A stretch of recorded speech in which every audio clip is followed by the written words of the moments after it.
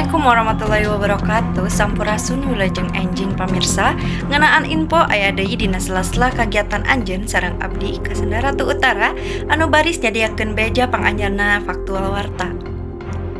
Gunung Anak Krakatau bitu deui. Kacatet Gunung Anak Krakatau geus bitu 7 kali isuk-isuk kalayan rupa-rupa jangkungna kolom lebu vulkanik. Ngalaporkeun tina News ID Minggu 23 Januari 2023 dumasar kana kaca situs magma SDM Go ID. Kacatet bituna Gunung Anak Krakatau lumangsung ti pukul 0,4 hiji waktu Indonesia Kulon nepi ka 0808 waktu Indonesia Kulon. Tina catetan di pos penjagaan kolom lebu di titenan warna kulau nepi ka hideung kalayan intensitas kandelna tenggara. Letusan ieu kacatet tina seismograf kalaya amplitudo maksimum 60 mm serta lilana 143 detik. Kepala Pos Pengawas Gunung Anak Krakatau Lampung Adi Suwardi nyebutkeun bituna masih kawilang normal.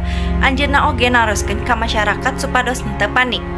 Leres di tengah wengi tadi letusan 7 kali dugi ka isuk ceuk Adi ka News ID. Sakitu wartosna ayeuna Kasenda Ratu Utara ngundurkeun diri. Hatur nuhun. Wassalamualaikum warahmatullahi wabarakatuh.